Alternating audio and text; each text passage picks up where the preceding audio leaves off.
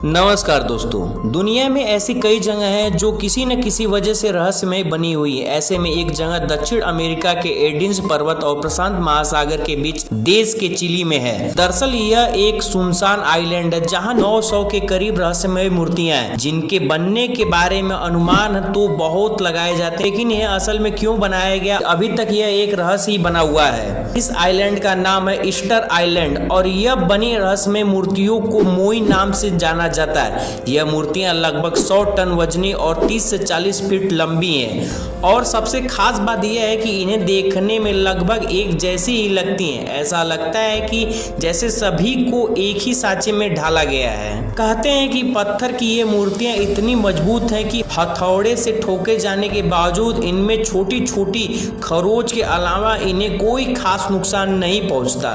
इन मूर्तियों को लेकर एक सवाल हमेशा से बना हुआ है कि आखिर जब इस आइलैंड पर किसी इंसान के रहने की कोई सबूत नहीं है तो ये मूर्तियां आखिर यहाँ आई कैसे, और वह भी एक दो नहीं बल्कि सैकड़ों।